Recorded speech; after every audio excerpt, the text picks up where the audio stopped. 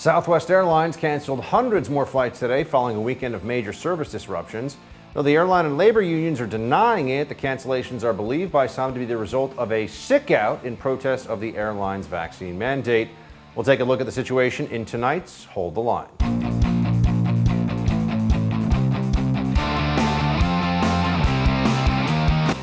Welcome to Hold the Line. I'm Buck Sexton.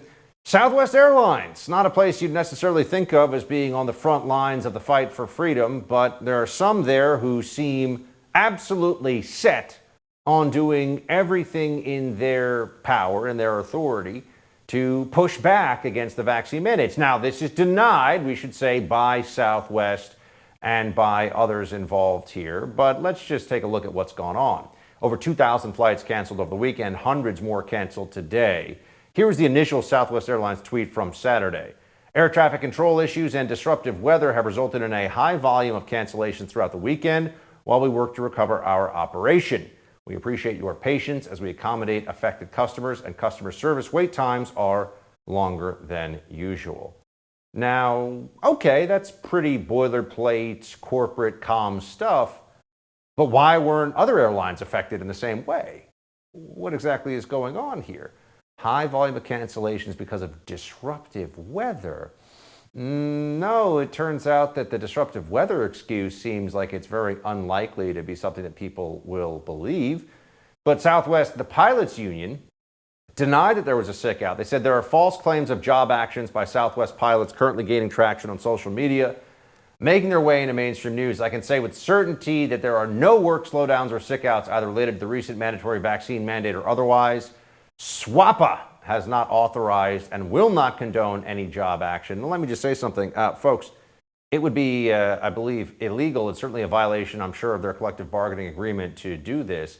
So while the unions may be saying there's no official action being taken here on a part of labor, there might just be coordination by employees, by people who have decided that enough tyranny is enough, and they're going to try to bring the airline to its knees, in a sense, here, so that they'll stop with this vaccine mandate madness. DC Drano, better known as Rogan O'Hanley, or also known as, I guess he's probably better known as DC Drano, friend of the show. He was stranded in the St. Louis airport. He said this about the Southwest employees who were striking. I'm here in the St. Louis airport, and guess what? I had a Southwest Airlines flight back home from the Trump rally in Iowa, and apparently a bunch of them are on strike, thousands of flights getting canceled. And you know what I have to say about that, being personally affected by this? Good for you. Keep striking. Stand up for America. Stand up for medical freedom and bodily autonomy. The American people have your back. Thank you. Finally some pushback that actually seems to be having some effect. We've seen a lot of people for a long time now say they will not comply, and then they do. And I understand that. As somebody who lives here in New York City, you've been mandated to get the shot. I was mandated to get the shot, or else I wouldn't be able to go to my own brother's wedding. I wouldn't be able to go to restaurants in the city of New York, go into bars, go anywhere really that I need to go to live a normal life, because that's what they've done now. They've turned up the pressure in places like New York. But in areas where we can push back, where people are able to do something about this, we're finally seeing the beginnings of what feels like the counterpunch. Here's an airline pilot, for example, who's pointing out that he's being forced to choose between freedom and feeding his own family with this vaccine mandate.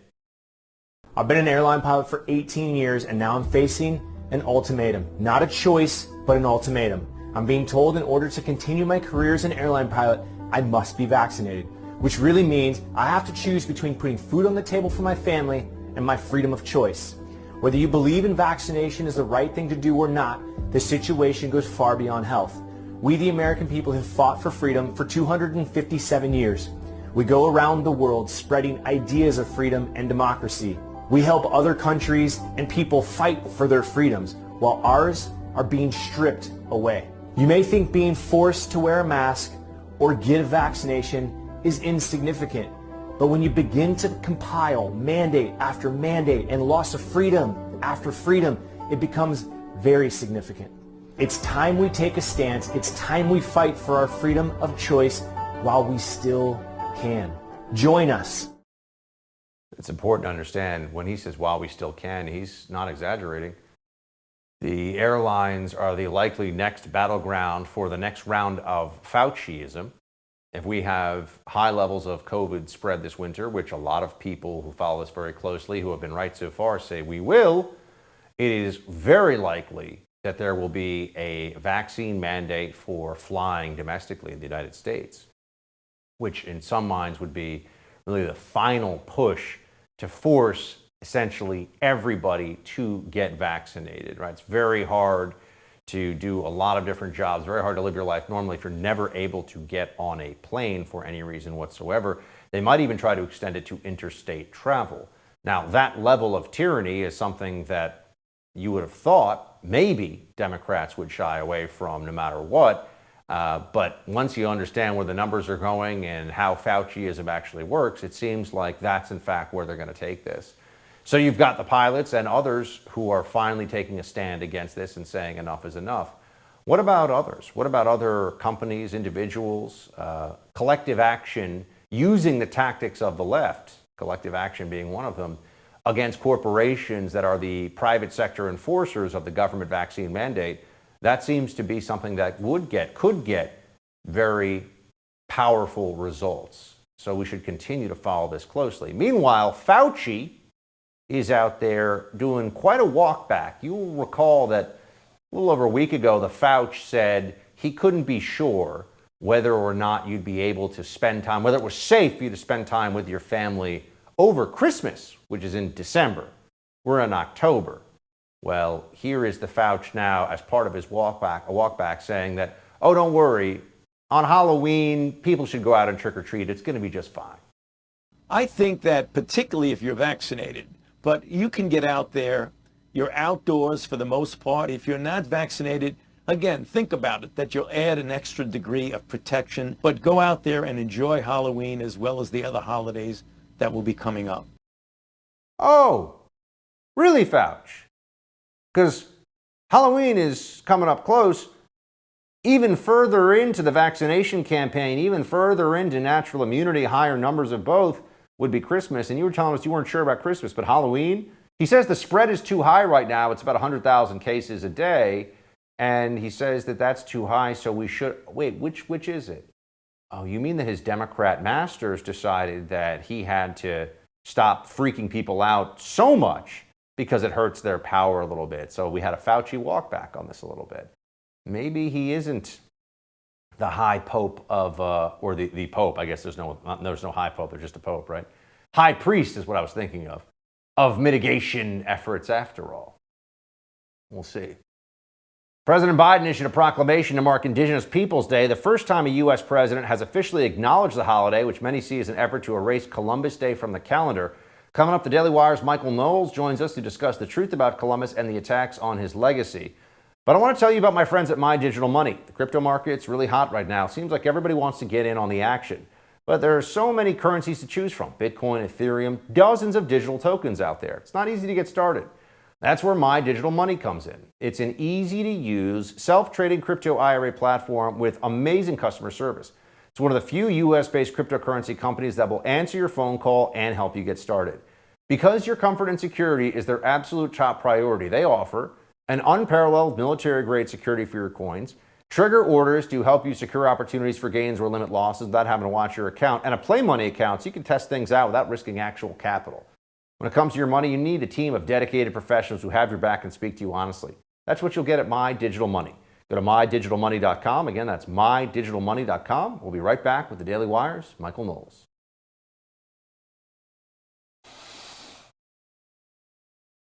Well, today is both Columbus Day, as of now, and this is why you're asking the question, as well as Indigenous Peoples Day. I'm not aware of any discussion of ending that, ending the prior federal holiday at this point, but I know that recognizing today as Indigenous Peoples Day is something that the president felt strongly about personally. He's happy to be the first president to celebrate and to make it the history moving forward. That's White House Press Secretary Jen Psaki on President Biden's decision to officially acknowledge Indigenous Peoples Day. He's the first president to do so. While FAUCI claims there's no plan to eliminate Columbus Day as a national holiday, school districts around the country have already begun removing the celebration from their calendars.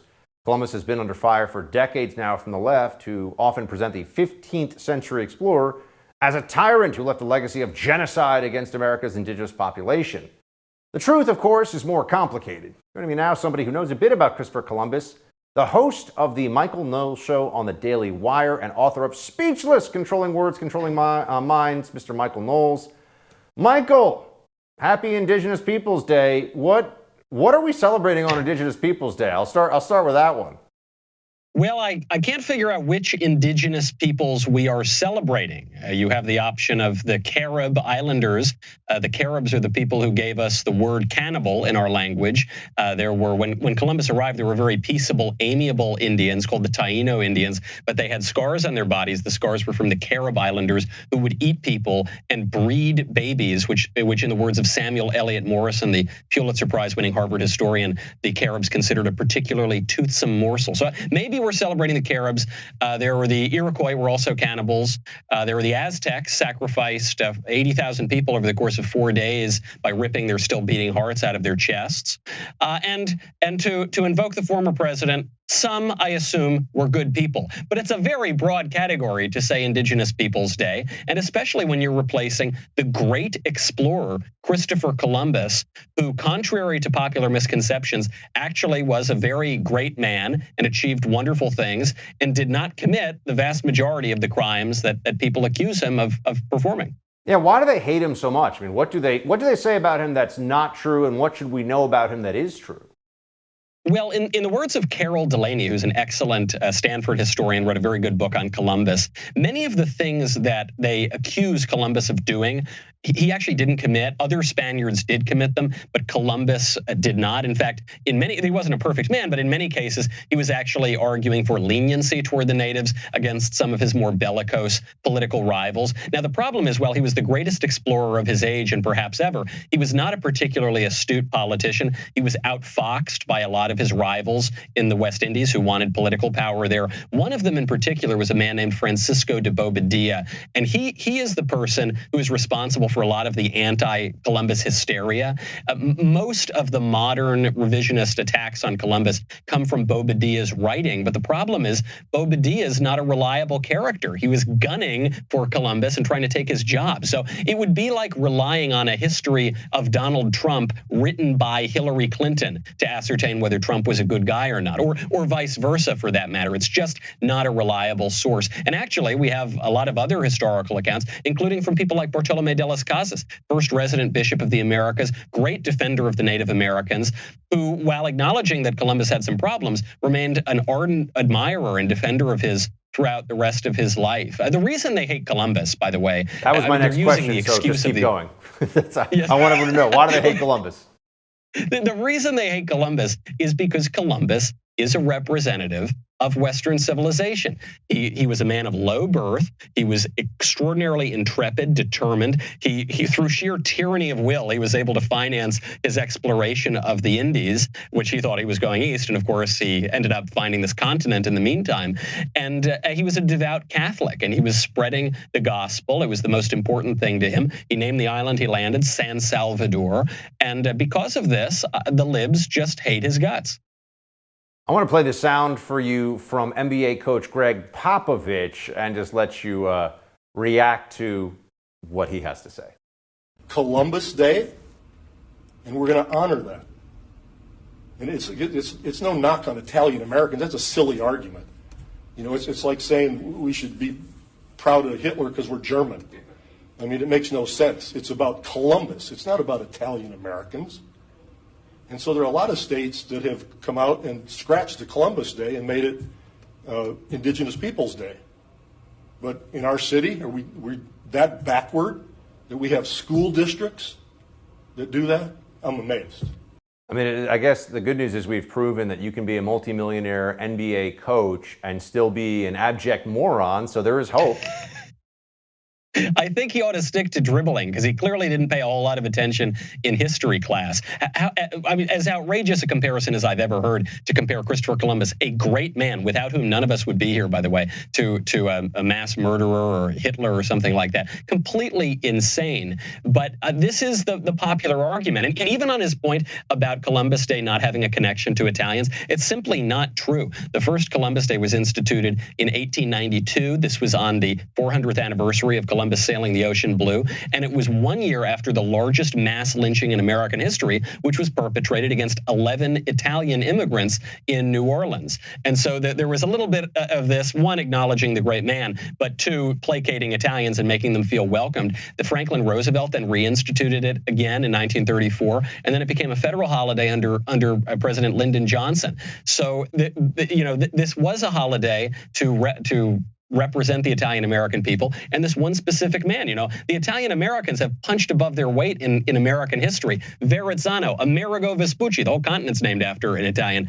and Christopher Columbus as well, a representative not just of that country, but of the whole civilization that now so many people hold in contempt.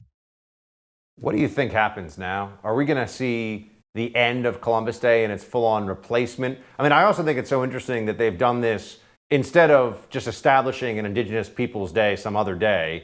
And as someone who's lived in New York his whole life, I can tell you there's a lot of this group or that group's day here that people, not a ton of people, no offense to Lithuania, but the Lithuania Day parade is not exactly celebrated as a national holiday. I mean, there's a lot of folks running around with their different days, but it seems like they've chosen to put Indigenous Peoples Day on Columbus Day in this White House as some kind of a rebuke. So does that just continue as is, or do you think that eventually one just replaces the other?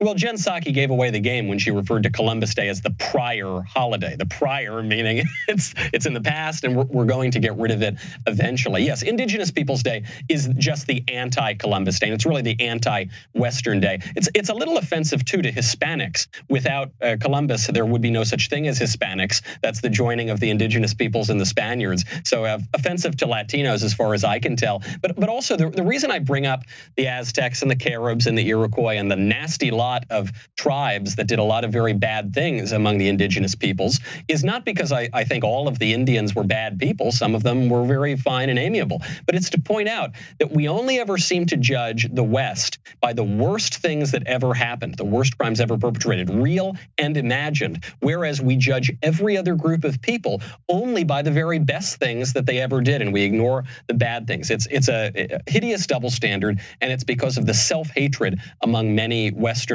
now for their own culture, which is a magnificent culture, or at least it was. I think until we get a real full accounting of Amerigo Vespucci's position on the trans agenda, we might have to think about a renaming, but that's where we are. You make a good point. Yeah. As always, you make a good point, Buck. Good to see you, Michael. Thanks so much for being with us. Great to see you. Happy Indigenous Peoples Day. Indeed. It was another violent weekend in major cities across the country. We'll have more on the reasons behind the violence with retired NYPD officer and conservative commentator John Cardillo coming up. Right now, I want to talk to you about a potential investment opportunity. Have you ever wanted to invest in real estate, but you didn't have the time to do it on your own, and you didn't want to make rookie mistakes? I felt exactly the same way as you until about a year ago. I've always loved the idea of real estate investment, but I didn't want to get involved in something without someone guiding me through the process in the early stages. That's when I met my friends at Done For You Real Estate. They took all the guesswork out of it for me. They found me an awesome property, they rented it out for me, and now I get a check every month like clockwork. Look, they'll take you through every step of the process, picking the city, the house, getting the loan, getting a tenant in place, and a management company to handle the whole thing for you.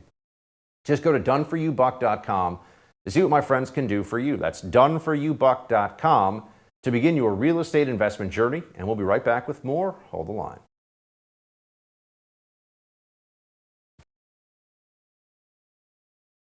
Violent crime is spiraling out of control in New York City. A visiting nurse died this weekend after a deranged homeless man slammed her to the ground in Times Square moments after mugging another woman.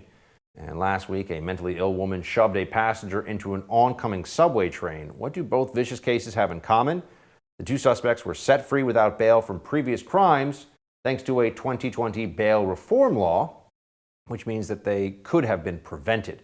John Cardillo is a retired NYPD officer and conservative commentator. He joins me now to discuss. John, good to see you. Hey, Buck. Always great to be with you.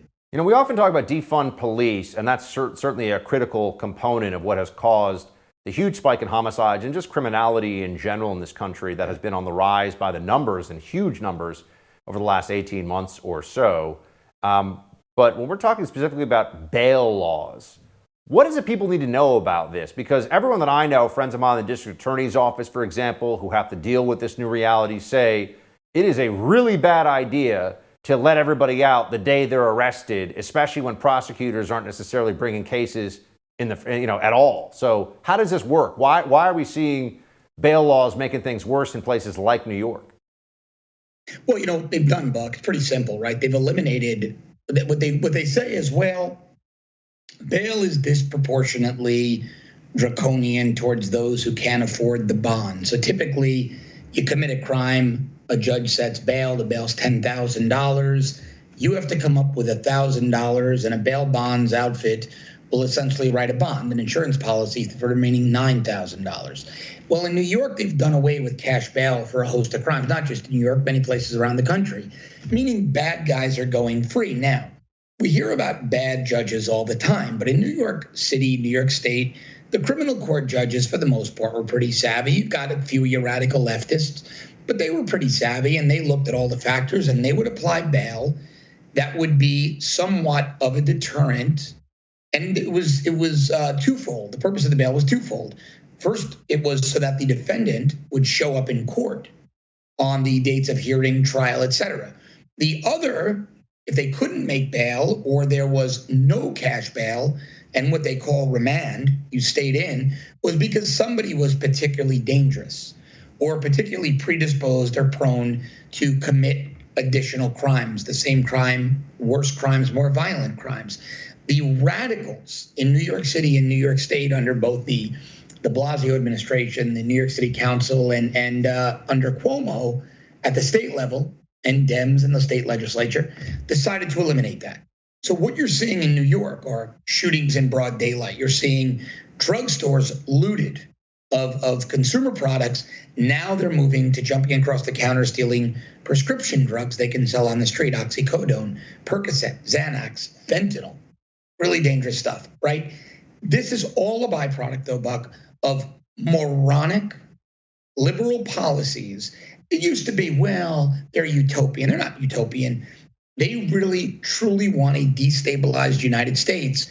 And what better way to do it than bringing New York City and cities like New York back to 1970s, 1980s crime levels? John, there was a statement from the sister of the alleged subway pusher blaming New York City. Quote is that the city failed her. They took her off the medication because she says that she didn't have mental health issues, which is clearly not the truth. They always let her go and she always attacks somebody. If they knew any better, she'd be sent out to the institution tonight instead of putting her on Rikers Island where she could fight again.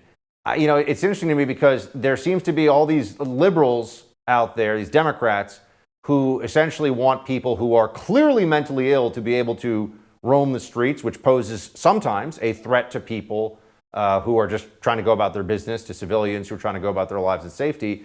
But sometimes the families of those who are the mentally ill individuals would actually like more help from the state to do something about this person who is possibly a threat to themselves or others. Yeah, and look, George Pataki, when he was governor, the last Republican governor in New York, had a plan for this, and he actually did a pretty good job. The governor of New York State has the authority himself or herself and to designate those who can civilly commit people with severe mental illness. And there's due process, not like red flag laws or it's arbitrary. There's due process. So to simplify it, if there was a person like the subway pusher with a history of mental illness, the governor's office could intervene, prosecutors could intervene, say, look, we don't want to send this person to Rikers Island, but they do need to be civilly committed to Bellevue or another mental health facility with in the incarceration wing with lockable doors and psychiatric intervention. And that's the way to do it, Buck, because without that, they're a threat to others and to themselves. Not only might they be homicidal, they'll be suicidal. And the first mission of law enforcement, bar none, isn't to protect property, isn't to stop crime. It's to protect life. And Democrats are failing miserably. John, here's a tweet from NYPD Commissioner Dermot Shea. Insanity no other way to describe the resulting crime that has flowed from disastrous bail reform law. I mean, it seems to me that people who know the system know what a mess this is, but Democrats aren't listening. Yeah, but you know what? Dermot Shea is another one. He's a hypocrite talking out of both sides of his mouth, because he'll put out that tweet and then he'll be de Blasio's lapdog. He'll do the bidding of the most radical far left factions, the New York City Council, the governor's office, the state legislature. Dermot Shea isn't out there defending his cops. Dermot Shea is out there tweeting, but he's not standing up in front of the cameras saying, this is insanity. We need to change it. I'm the police commissioner, and at the risk of losing that very powerful and prestigious office, pointing fingers and naming names. During the Rudy administration, his commissioners, Giuliani administration, they were willing to do it. Ray Kelly was willing to do it under the Bloomberg administration. That's why guys like Bill Bratton and Ray Kelly quit the de Blasio administration. They weren't going to put up with this. So Dermot Shea can tweet all he wants, but until he does what commissioners before him, his predecessors, all of whom were responsible for the dramatic crime reduction. It started with Bill Bratton. It continued under Howard Safer, under Bernie Kerik, and under Ray Kelly. Kelly and both Bratton tried to get it back down under de Blasio. They walked away. Dermot Shea has enabled this. So when Dermot Shea tweets, I really don't listen. You know, we've seen I mentioned defund the police before, John. We've seen what that has led to in cities across the country. And it seems that now that the numbers are out, the culture, you know, what the cool kids in media and in Hollywood are saying about this is changing now a little bit. Obviously, there's still radicals like AOC, the Squad, who are going to always pretend that it was reimagining police, or they're going to, you know, whatever. They're never going to admit that it was a almost sociopathic thing to suggest to defund police in general. Here's Morgan Freeman, actor. I mean, people listen to him saying he doesn't want to defund police. I'm not in the least bit for defunding the police. Police work is, aside from all the negativity around it, it is very necessary for us to have them.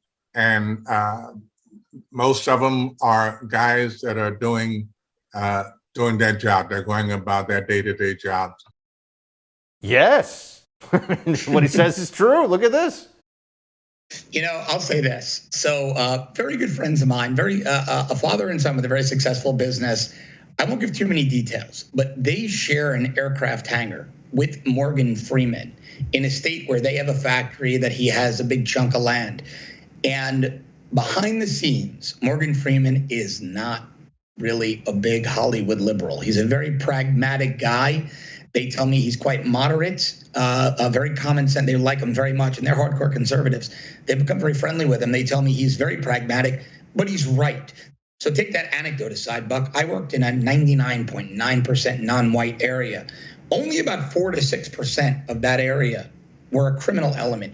94 to 96% were good, hardworking people, lower to lower middle class to working poor. They wanted us there. They were the ones calling 911.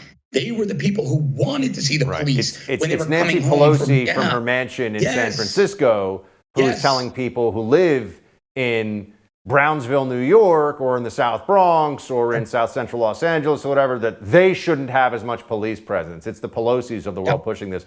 Some speaking sense there from Morgan Freeman, by the way. It's good to hear about all that. John, always good to have you, and we've got to leave it there. We'll talk to you soon. Thanks, Buck. Good to talk to you. A court-martial has been set for Lieutenant Colonel Stuart Scheller, the U.S. Marine who posted a viral video on social media criticizing military leadership over the botched handling of the Afghanistan withdrawal. Coming up, candidate for U.S. Senator from Arkansas, Jake Beckett, joins us to give his perspective on the potential punishment Colonel Scheller faces. Right now, I want to tell you about my friends at My Digital Money again. Crypto is hot, and you can have huge gains in it, right? But you got to know what you're doing. Bitcoin, Ethereum, a lot of tokens out there, and you got to have a good platform for buying and selling them. That's why you need My Digital Money. It's an easy-to-use, self-trading crypto IRA platform with incredible customer service. They'll actually answer your phone call and help you get started. They also offer unparalleled military-grade security for your coins. Listen, the crypto market's heating up. This could be a great time to get into this exciting technology-based investment. When it comes to your money, you deserve a team of dedicated professionals who have your back, speak to you honestly, and treat you like a human, not a number. Check them out at mydigitalmoney.com. That's mydigitalmoney.com. We'll be right back with more. Hold the line.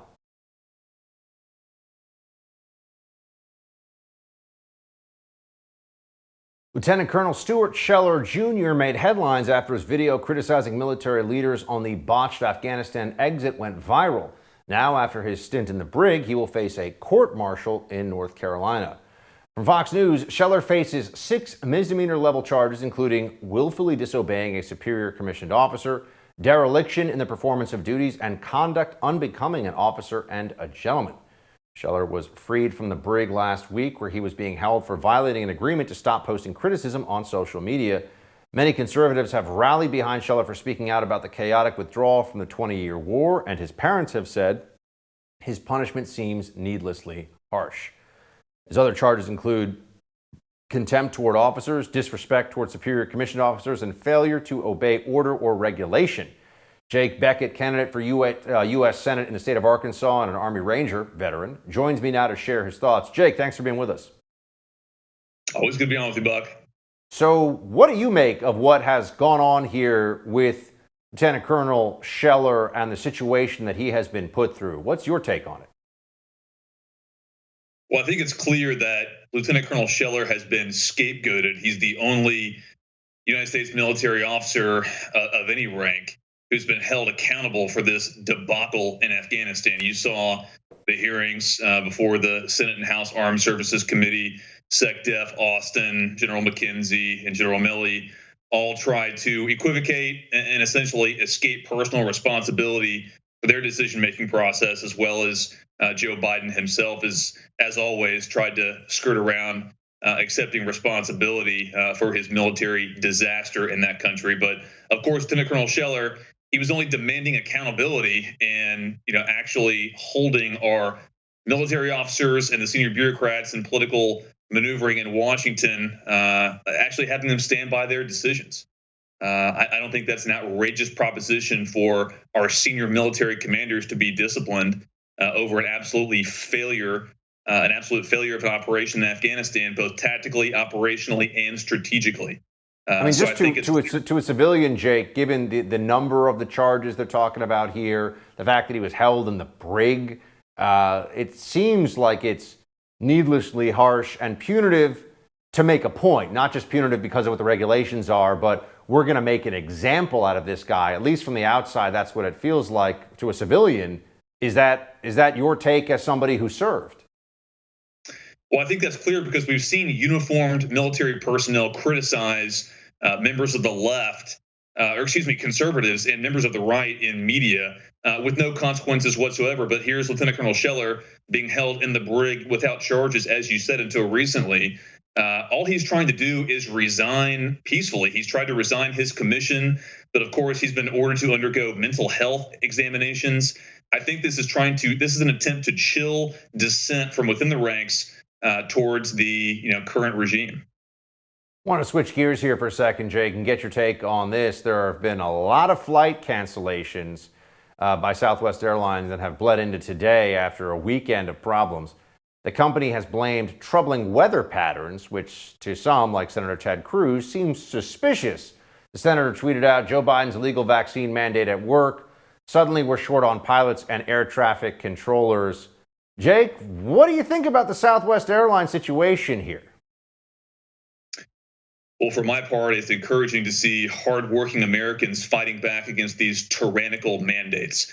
I was speaking to a couple of friends of mine who were airline pilots today, not with Southwest Airlines, but they seem to confirm what's happening behind the scenes. There are airline personnel, pilots, air traffic controllers, members of the ground crew who are fed up with these mandates. They understand they have strength in numbers. And I'm really proud of them for standing up and grinding at least one airline to a halt, because unless we take collective action, unless we make these corporations, which by the way took billions in taxpayer-funded bailouts during the pandemic and then during the 08-09 economic downturn, until we make them feel it, they're not going to change these mandates. And from my understanding, upwards of 60 or 70% of airline pilots have thus far refused the vaccine. So these airlines, they're essentially bluffing. They're not going to fire 70 or 80% of their pilot workforce before the holiday season. So as long as they stand strong, they're going to reverse these mandates. And I truly applaud these American heroes. I mean, 60, 70% of your pilots, going to be tough to run an airline without those folks. Pretty sure you need them. I mean, I wouldn't want to see what happens if they try it without them. I don't think this is a, we'll just take the nearest volunteers kind of situation. But Jake, also you've seen recently that Dr. FAUCI, the left's favorite little mouthpiece on all things COVID lockdown and COVID tyranny, said that he wasn't sure about whether you could be with your family safely over Christmas. There was a pretty severe backlash to that, thankfully. We're starting to see people, I think, are fed up with little Fauci. And now he's saying, okay, Halloween, yeah, go out and enjoy yourselves.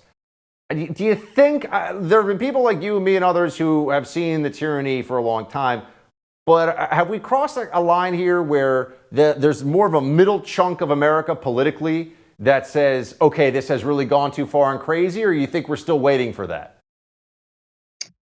I certainly hope we've crossed that tipping point, Buck, because, between you and me and millions of other Americans, we just want to stuff Fauci back in the schoolhouse locker where he belongs. I think millions of Americans are fed up with this. And it's encouraging to see people not really interested in his opinions on who can gather for holidays and who cannot. And I hope that trend continues. Jake Beckett, great to see you, my man. Thanks for being with us. Appreciate it. Thanks, Buck. Well, top U.S. officials met with Mexico to discuss the escalating immigration crisis Friday. Our very own appointed border czar, Vice President Harris, enjoyed a muffin at a New Jersey bakery. We'll take a look at the optics of that coming up in Quick Hits next. But I want to talk to you about protecting yourself from online criminals for a moment. You know that Social Security Administration's computer servers are 45 years old? I mean, cyber criminals can hack into this stuff. The U.S. Census Bureau, super old computers, a lot of information on you, right? The threat of some cyber thief stealing your credit card, that's not actually your biggest risk. Your huge risk when it comes to cybercrime is home title theft. The FBI says it is a rapidly growing crime. Cyber criminals hack into vulnerable government or mortgage or banking servers where copies of your home's title is stored. They then forge your signature stating you sold your home to them. Then they'll borrow on your home and leave you in debt. Look, you can take action today to protect your home against this crime. Go to Home Title Lock and register your address to see if you're already a victim, and use promo code RADIO for 30 free days of protection. That's HomeTitleLock.com, promo code RADIO. Again, HomeTitleLock.com, promo code RADIO. We'll be right back with Quick Hits.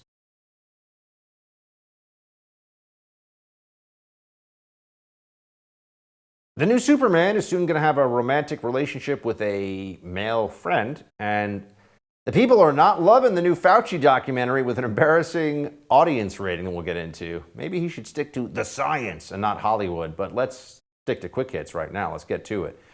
First off, Gavin Newsom is the very woke governor of California, as you know. He wants to constantly virtue signal. I think Gavin Newsom believes he will be president one day, especially now that he has won the recall battle against him and unfortunately did so somewhat convincingly. So he is ascendant in his wokeness once again. And he's signed some laws in recent days doing things like banning the use of gasoline-powered small motors, things like leaf blowers and lawnmowers. But it goes beyond that, too. A recent law he signed will go into effect in a few years that will say there must be gender-neutral toy aisles mandated in California. California has become the first state to require large retailers to have gender-neutral sections for products like toys and toothbrushes. This is a law pushed by LGBTQ plus advocates who say that pink and blue marketing reinforces gender stereotypes and is harmful to children. Governor Gavin Newsom signed the new law Saturday. It mandates large stores offer a gender-neutral section to display a reasonable selection of items regardless of whether they have been traditionally marketed for either girls or for boys. Yeah, this is what California is spending its time on. People are fleeing California. The state is dysfunctional. There's all kinds of problems. The government is crap there, and yet they want to focus on this. Rotten Tomatoes. That's a place you go to see if a movie or a show is worth watching. It's always very interesting to see the massive disparity that can exist sometimes between the tomato, how do you say, thermometer? Thermometer? I don't know how you say. Thermometer. Okay, I was right. I was close. Anyway, National Geographic has a new documentary out about Dr. Anthony Fauci. It got a 4% positive rating on Rotten Tomatoes from people who actually watched it, from the audience. 91% positive from critics. Almost like movie critics are really just an extension of the mainstream media lib propagandists out there. Yeah, almost like it. It's something we should pay attention to, you would think, right? Yeah, the Fauci documentary, I can assure you, sucks. I think we all know that. And there's no way this is a good documentary, all right? He's walking around, I'm looking at the data and the science and wearing my lab coat. And, I just talk in circles. But somehow I never upset any Democrats. But I'm not a Democrat. I'm really just a nonpartisan scientist. Sure, right, something like that. Kamala Harris, you know her. She's the vice president. She's also supposed to be the border czar. She hit up a New Jersey bakery as officials were meeting up with U.S. officials were meeting up with Mexican officials. Check this out. Vice President Kamala Harris, the Biden administration's border czar, sampled goods at a New Jersey bakery on Friday, while other White House officials met with their Mexican counterparts in a bid to get a handle on the ongoing illegal immigration crisis. Harris was in the Garden State to promote President Biden's $3.5 trillion spending bill and push COVID-19 vaccinations when she made the pit stop in Newark. I thought that she was supposed to be the border czar and handling that stuff, right? But no, got other things to do. Not important things, apparently, but other things to do.